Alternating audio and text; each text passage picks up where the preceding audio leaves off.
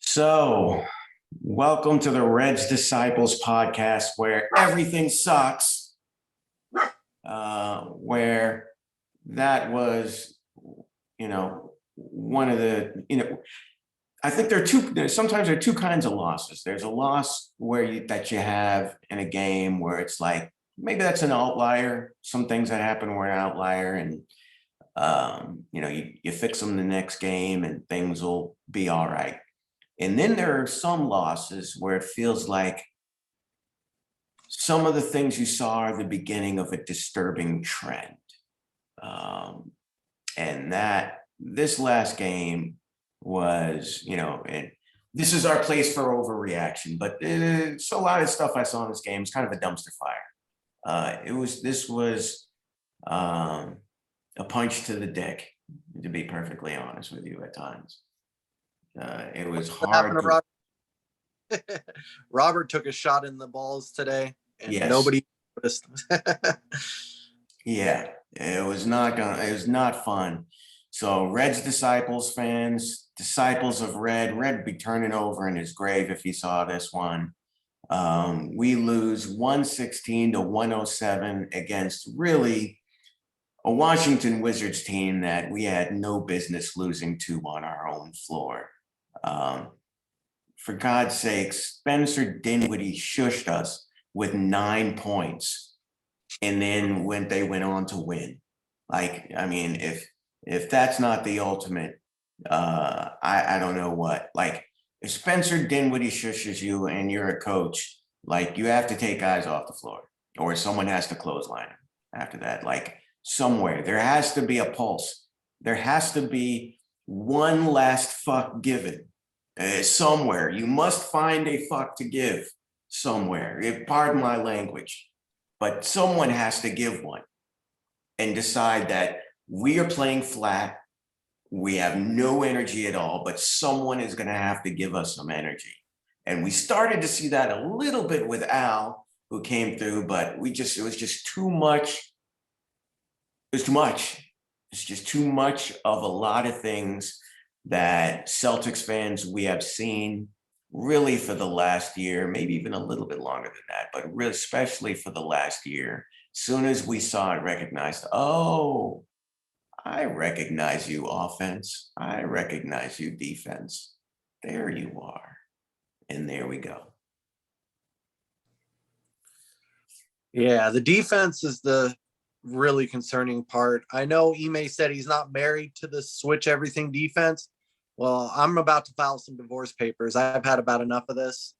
Really? If they're not going to help, it's not going to work. It has to be, the team has to be locked in. You could do a switch everything defense, but if the matchup isn't in your favor, you have to know when to help and when to stay home. Right. It's just, if you're going to do that, you have to be like, the guy on the pick has to be ready to show hard on the other side of every pick. He has to be ready to show hard and with hands high.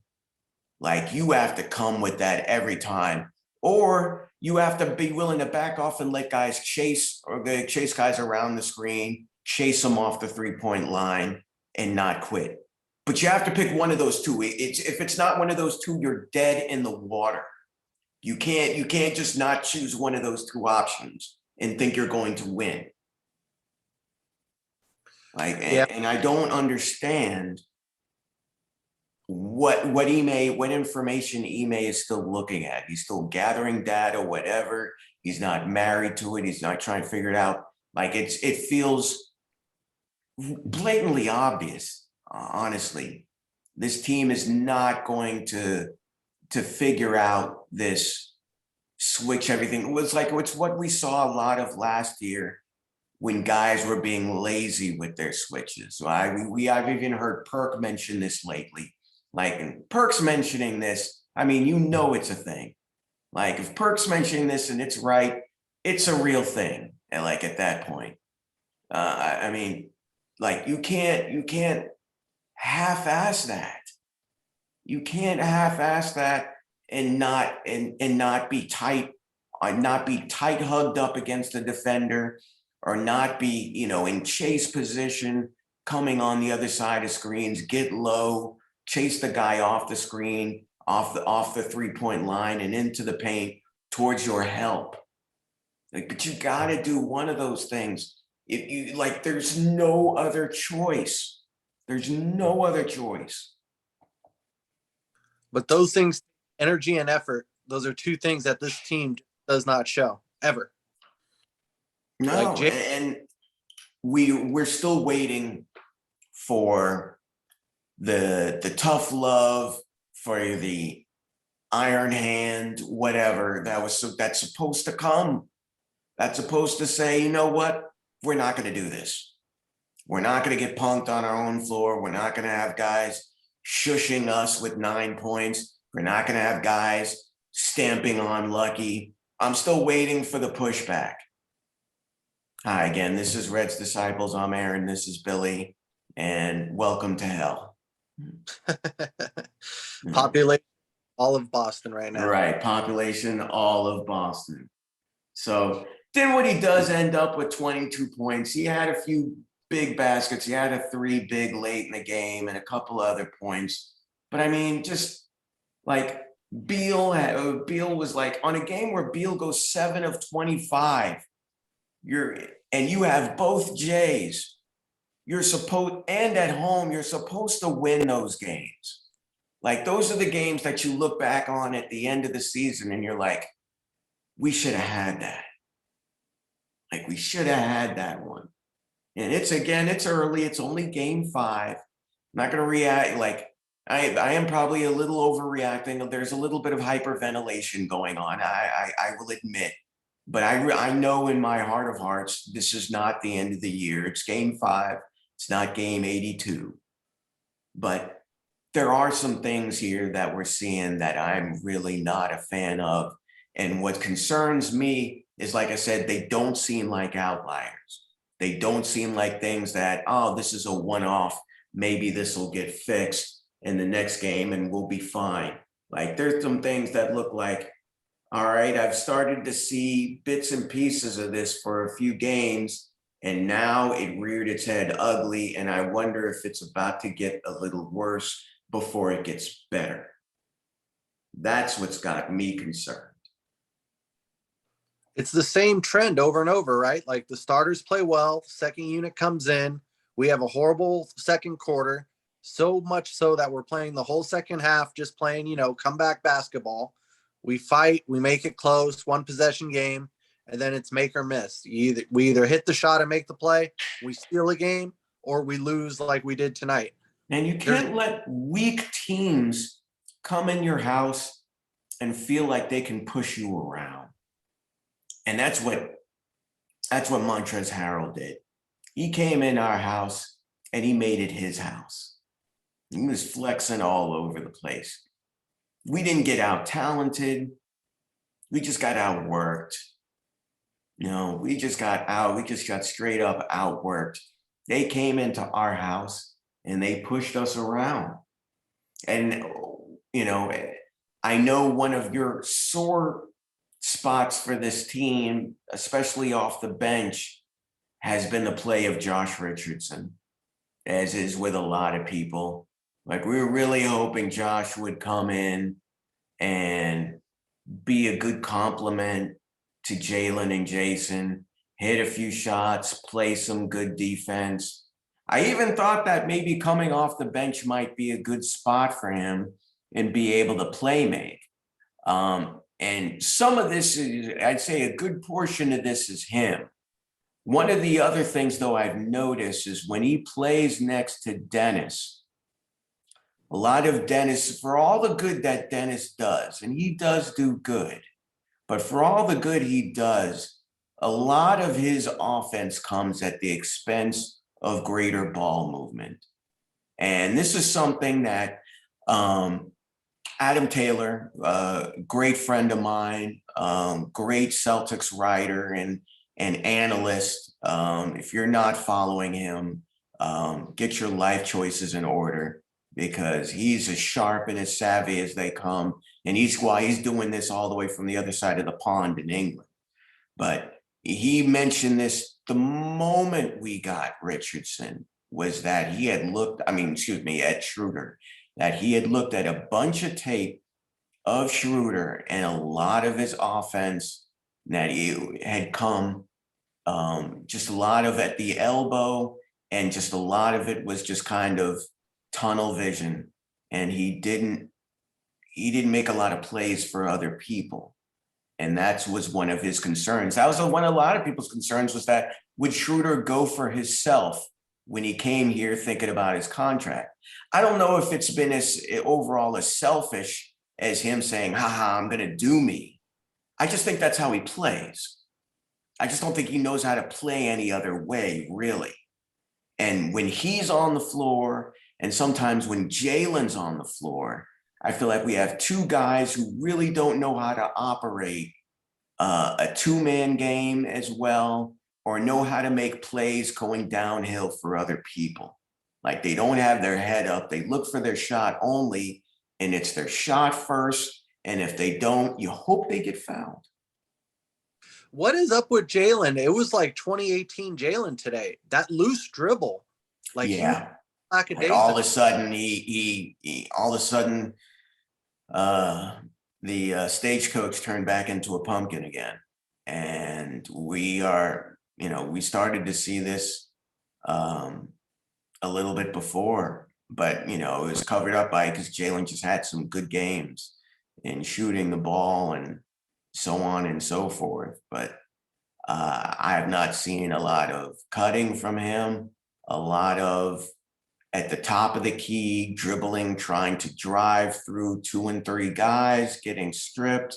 Saw that a bit from Jason, who started to complain, and you can tell, and it's like wash, rinse, repeat. We've seen this, we've read this story, we know this story. It's like, I don't know, it's like Rocky 5,000.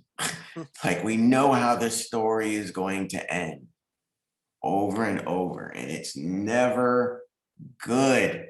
It's never good. It's super frustrating. So I'm trying to see what else we saw.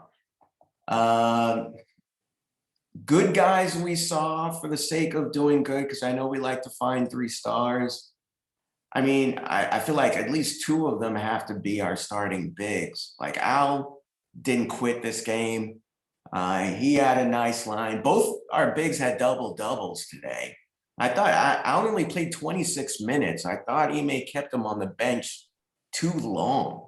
I don't know if it was because he felt that he was trying to save him, or because he wanted to get Grant extra run, or what have you. But I thought he just waited too long to get Al back in the game, especially when our ball movement in the half court really started to suffer in the third period. Scal seemed to think it was a minutes restriction.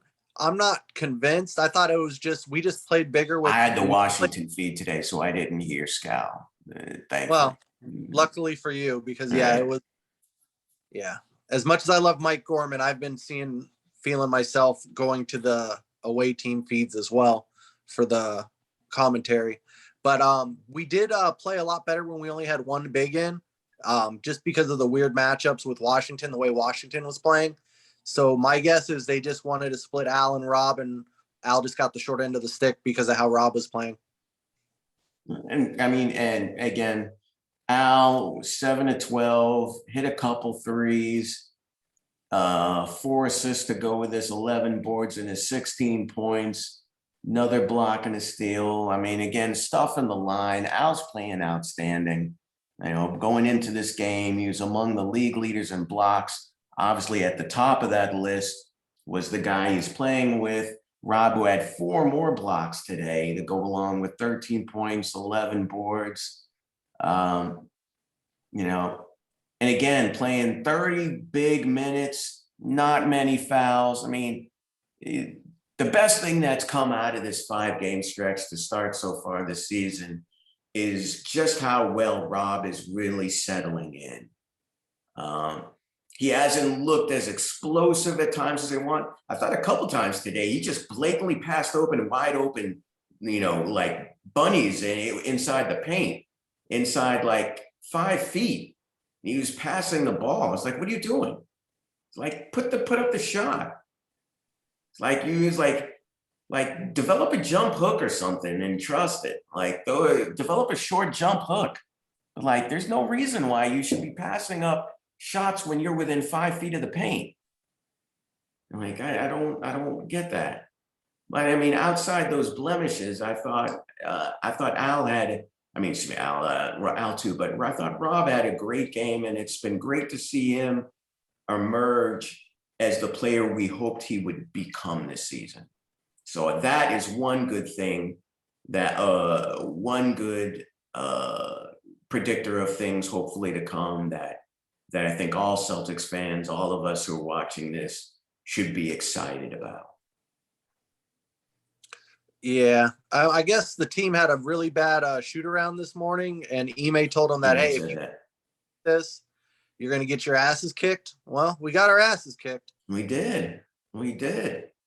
So, I mean, and guys are coming out flat with no energy, and I'm not sure why. Like we came out like no energy from the start. Like guys weren't running, guys were playing ISO basketball. There was a lot of standing. Again, still not nearly enough cutting. Like I saw one good cut early on. Like, it was so good, it was like noticeable. Like when you're noticing cuts, like, like that Leonardo DiCaprio meme, where he's sitting on the couch, like I saw a cut. I saw it for real, like you're looking at a boob on Skinamax, through fuzzy TV. Like I saw it, that happened. Like there's no reason for us to be this shocked at seeing one good cut. But we saw one good cut, and we just didn't see enough of it. Guys doing a lot of standing, and it was a bad coaching game. Like this was not a good coaching game, and I know Ime Udoka is a rookie coach. This is only his 5th game coaching, so we have to remember that he's going to take his lumps. He's still figuring out a new team and figuring out what they can do. All of that is real. All that is legitimately real. That he's figuring this out, and maybe because he hasn't seen the evolution of this team maybe as closely as some of us have over the course of time. He has to a degree because obviously he's with these players all the time, and he's known these players through USA basketball. That said, and I'm not saying that Ime is in any time, that he has to worry about his job. But that said, his leash isn't as long necessarily as Brad's was. I'll put it this way. It wasn't as long as Brad's was in his rookie year, when Brad had like really nothing to work with. And he was just trying to make something out of, chicken salad out of chicken scratch. He doesn't have nearly as low expectations as Brad has, because he's got a lot more in the bin to work with. And Brad hooked him up. Brad 100% hooked him up. He's got to find a way to put this, to get this wagon rolling. He's got a lot of good pieces here. But some of the moves that we're seeing, I'm not getting it. I'm not getting the plot. Yeah, I can't have another Josh Richardson game where he plays over 15 minutes and he doesn't score a point or even take a shot. All right. And meanwhile, second consecutive game that he's had over 15 minutes of playing time and not made a single shot. Like, what is that? What is he out there for? I know he's not a 3-point shooter, but he should be getting backdoor cuts to the basket, Avery Bradley style. Right. Should be getting backdoor cuts. If he's not going to do that, then why not play Pritchard? Why not play Neesmith? you know, our spacing is for shit right now. And when you play Schroeder and Marcus, two guys who are really not great shooters together, and that relegates Marcus back to the role that he was trying to avoid last year. And he is just really no longer good for. You know, and having him relegated back to that role, a role that he's been trying to avoid. But now he's back in it. His shooting is really not good. He's back to playing off ball again. When Schroeder plays so many minutes, and he's not a spacer for him, it's no good. We don't see, I was hoping to see a lot more cuts to the rim from Marcus off post-ups or more post-ups. I'm not seeing that anymore. I'm not seeing that at all. Not nearly enough. And that's, which means like, once again, we've got guys who are just not using Marcus in a way that accentuates his skill set, his size. And we're relegating him to shooter. And these guys are the two that are being tasked with spacing the floor for the Jays, and it's just not working. Meanwhile, and I get Neesmith maybe playing too fast and all and whatever, but there's nothing wrong with saying, hey, maybe XYZ guy doesn't have it. Maybe Josh doesn't have it. Maybe this guy doesn't have it. Let's see if we can catch lightning in a bottle with this guy off the bench. See if he can come in, hit a couple shots, provide a little spacing. I'll go back to my other lineup later or the next game, you know. But if someone else has something, maybe, you know, we could try it. Maybe throw Wancho in there, you know, maybe see if he's got some energy today. He hasn't played a lot. If he plays hard, throw his body around a little bit, maybe get some guys excited, maybe make a basket cut or something. Like that's what you do when you're a coach. You say, hey, I have to adapt on the fly. Yeah, like that's part of what your job is. Like, hello, read the room. Read the room. I'm sorry, I'm talking too much. No, we're all riled up. Like I said, I'm really glad we have a few days off from this team because I need a break. It's like we're not having a breakup, we just need a break because watching that shit tonight was so I wish I could quit you. Oh man. I just don't understand it. I just don't understand how you can come out in front of your home crowd. Al said it best. He's like, how do you come out in front of your home crowd and do that? I'm surprised they didn't boo us off. Boo him off the court. I really wasn't. I thought Philly, they'd have booed him off the court. I thought we were being polite tonight. Celtics fans, I thought, you know, and, you know, more power to you if you were at the game. I'll be at the game in DC on Saturday. I'll be at that one. But Celtics fans, you held it together with class and dignity, because I thought honestly you could have booed him off the court and been 100% justified. No, they deserved it. They actually really deserved it. I'm not understanding these just mental lapses where they just come out like lackadaisical thinking they could just turn it on whenever. Just sloppy play. That's the thing. We didn't even, you know, we didn't turn the ball over much. But you can tell like it was a slow game. It was a slog fest. You know, our assists had been really good up to this point. We're averaging up around, you know, 25 plus, whatever. Today's game, 18 assists on 37 baskets. Like that's not going to cut it. Like that's never going to cut it. Now the latest was mostly on the defensive end because whenever there was a switch, the guy that comes too late. Yeah. And then once the guy was too late, it would be like Harrell with a mismatch, no help coming. Exactly. And that's what's been happening. And like, if you guys are watching, tell me you haven't seen this. You know, we run the switch. We do one of those just where we don't go on, we don't catch the switch, or we switch late.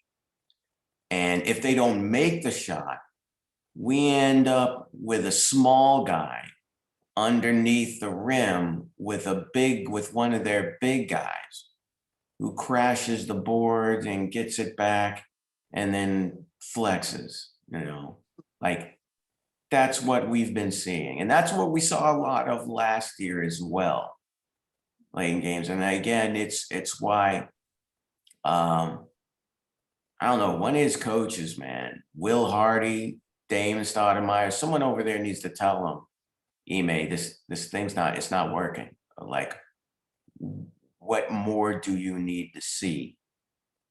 What more do you need to see? The switching, the way you're trying to do it, it's not working.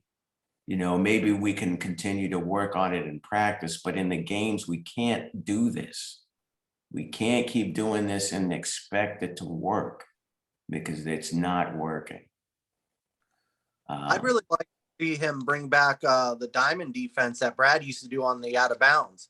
We haven't done that once this season, where it was like, if it's an inbounds play, if it's in the half court, we do that diamond zone defense. Yeah. I thought that worked phenomenal, and we have the athletes to do it, but we just don't do that no more. And it's really disappointing. I thought that was one of the best things Brad implemented.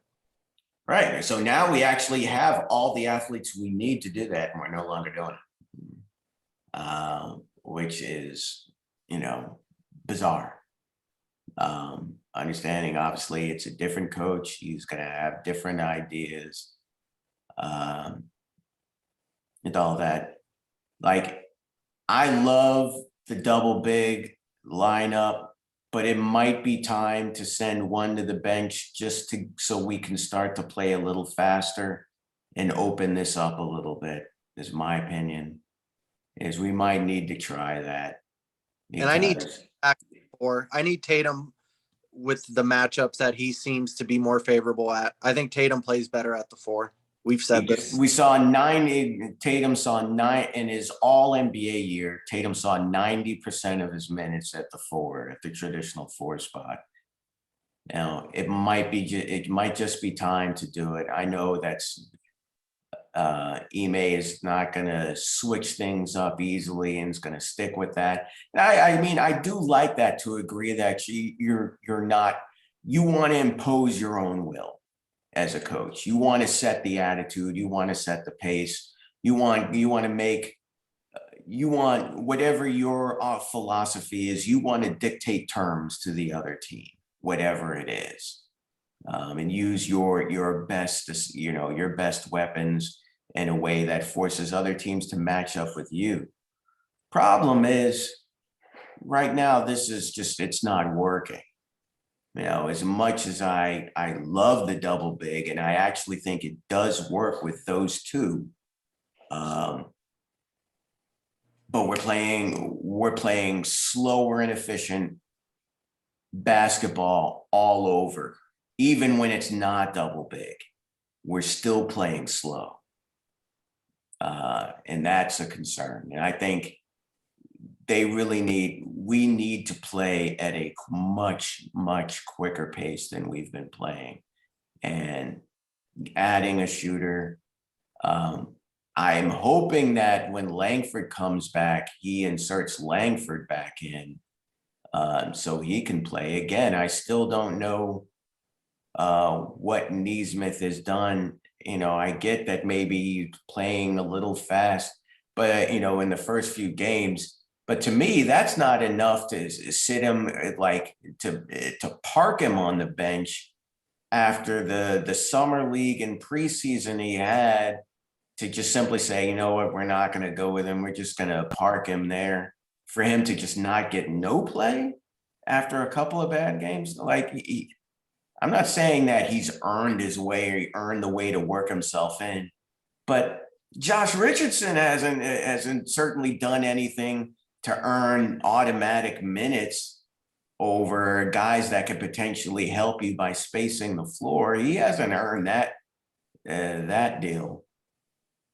Like, I don't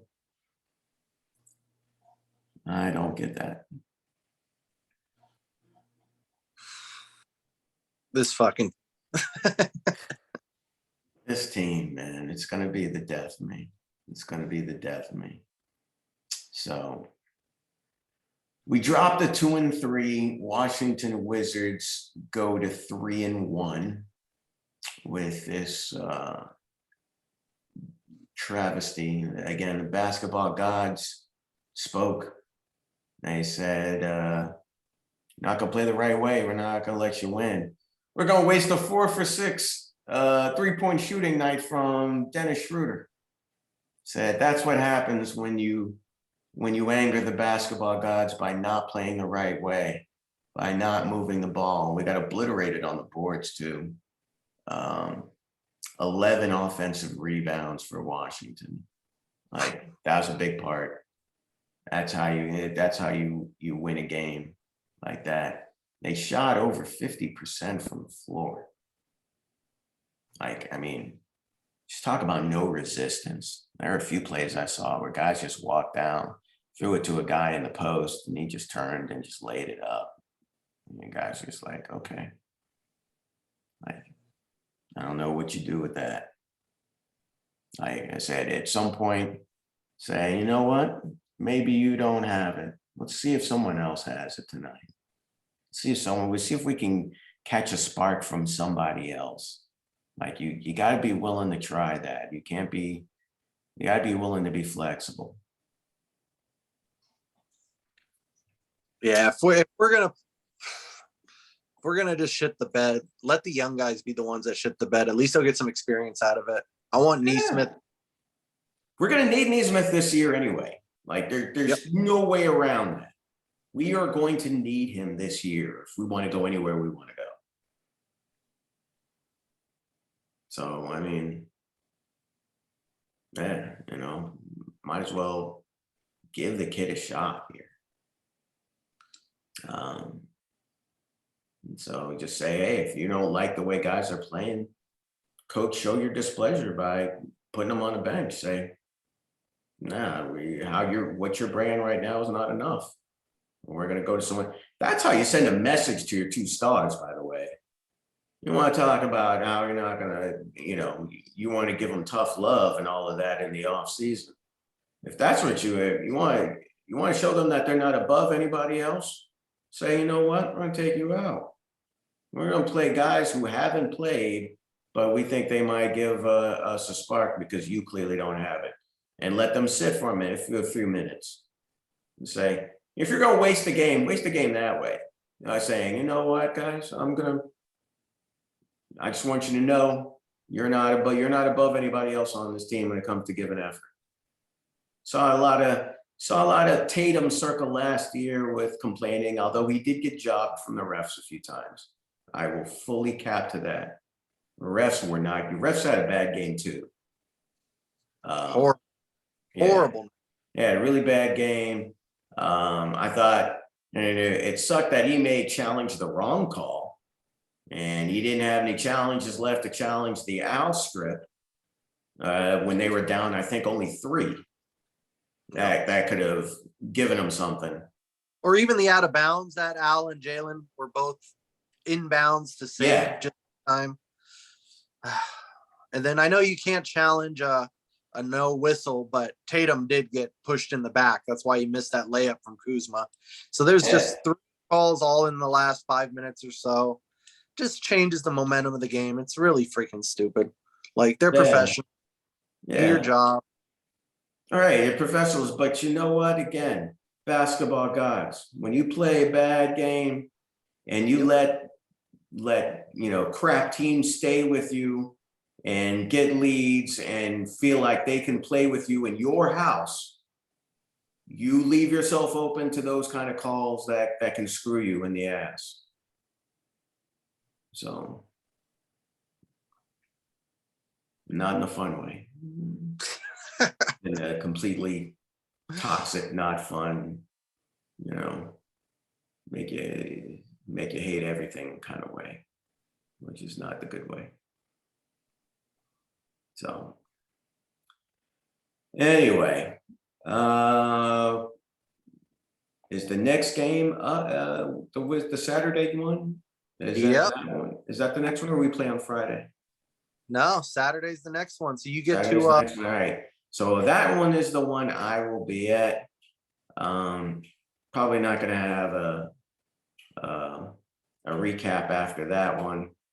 If it's anything like this game, I'll be stopping at bars on the way home and putting down shots like the priest in Constantine, who goes in and walks into the place, is like, nothing's coming out. And it's like, oh, All-time movie. Very, very fun. Right. Keanu. right. If we play like this again, it's going to be like that all the way home. But hopefully they get to their stuff together and say, all right, we'll take one back from you on your home floor, and I'll be there for that. So, but that's it, guys. And after this, we shall not speak of this again. All right. All right. So, disciples, if you watch this and you actually made it this far without slitting your wrists, good for you. Congratulations. Like and subscribe here so you can come back and hear more of this, hopefully on a better occasion, better note. But just in case it's not, we're going to still be here throughout the year. We're going to ride this, we're going to be like Bucky and Cap, with you. We're going to be with them till the end of the line. Yes, sir. And that's the truth. That is the truth right there. That is the truth. 100%. All right. Billy, any final words before we put this one to bed and pass out in a deep coma-like sleep? Oh, no, I'm exhausted talking about this team. Go watch Constantine. It's actually a really good comic book movie. It is a great one. All right. And Keanu's a badass. We all love Keanu. Everybody loves Keanu. All right. All right. So I'm Aaron. He's Billy. We are not Keanu. And this was not the Celtics' greatest performance. But we will be back next week, more than likely. We'll chop up what we saw on the Saturday's game and hopefully more good stuff. But for now, this is Red's Disciples. And we are signing off. We have had enough. I'm talking about